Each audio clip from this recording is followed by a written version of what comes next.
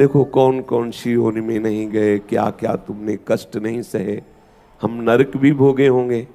इसी जन्म में देखो हम माँ के गर्भ में भी रहे, कैसा कष्ट माँ के गर्भ में, गर्भ से निकलने में कितना कष्ट, बाल्यावस्था में कितना कष्ट, न जाने कितने कष्ट हम सहते चले आ रहे हैं। इन कष्टों की ये जो परंपरा चल रही है, ये कर्म से शांत होने वाली नहीं। जैसे मल से मल नहीं छुटाया जा सकता, ऐसे कर्म से कर्म बंधन नहीं काटा जा सकता। एकमात्र श्याम सुंदर के चरणों का आश्रय ही मुझे कर्म बंधन से मुक्त करेगा। प्रभु की शरणागति ले लो। अगर आप डर रहे हो कि प्रभु की शरणागति में बड़े कष्ट आते हैं, तो हरिराम व्यास जी कह रहे हैं वो तो वैसे ही भोग रहे हो।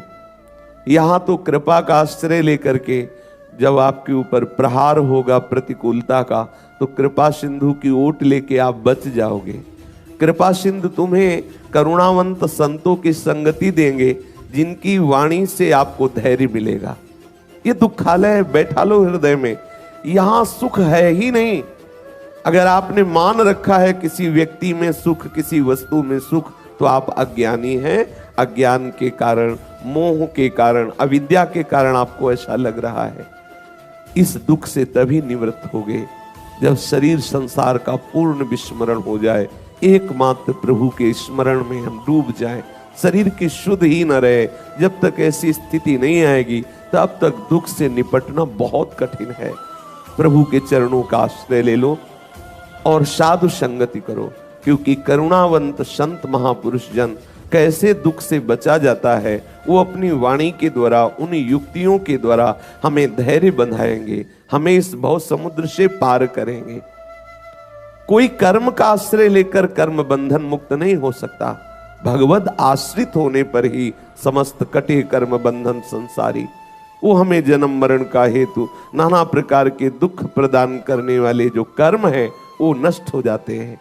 सन्मुख हो जीव मोहि जबहि, जन्म कोटि अघनाशों तबहि। करोड़ों जन्मों के कर्म बंधन प्रभु नष्ट कर देते, फिर और भी आगे हैं करोड़ों के। इसलिए कुछ न कुछ थोड़ा भोगवा कर प्रभु पवित्र करते। पर तुम धैर्यवान बनो। हरिराम व्यास जी कह रहे हैं संतों का संग करो, प्रभु के चरणों की भक्ति करो, और भागवत, श्रीमद् भागवत के सिद्धांत को हृदय में धारण करो, तो तुम्हारे अंदर शुद्ध बुद्धि हो जाएगी। तुम सहने योग्य बन जाओगे। सहना पड़ेगा। अगर प्रभु के मार्ग में आओगे तो जलन सहते सहते परम शीतलता में पहुंच जाओगे। अगर इस मार्ग में नहीं आओगे तो जलन सहते सहते महान जलन में पहुंच जाओगे। कहीं विश्राम ही नहीं है। फंस गए हो, भोगना पड़ेगा। दुखालयम अशाश्वतम, ये एक तरह से भौम नरक है। ये जो मृत्यु लोक है, ये भौम नरक है। बस एक महानता यहाँ ये है कि आप भजन करके भगवत प्राप्त कर सकते हो, लेकिन नरक में आपको ये सुविधा नहीं है ये भी नरक ही। यदि भजन नहीं किया तो जीते जी तुम नरक वास कर रहे हो। देखो कितनी जलन है, काम की, क्रोध की, लोभ की, कैसी कैसी प्रतिकूल परिस्थितियों की।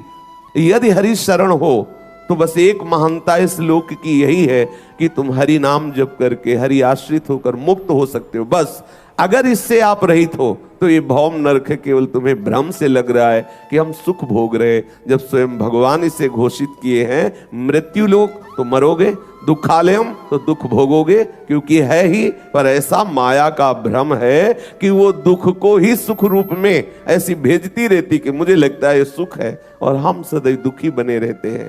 हमारे दुख के मिटने का उपाय है संतों का संग, प्रभु के चरणारविंद की भक्ति और श्रीमद् भागवत के सिद्धांत को समझना। जब तक हमारे हृदय में श्रीमद् भगवत गीता, श्रीमद् भागवत के सिद्धांत नहीं, तो हमें धैर्य कौन बंधाएगा?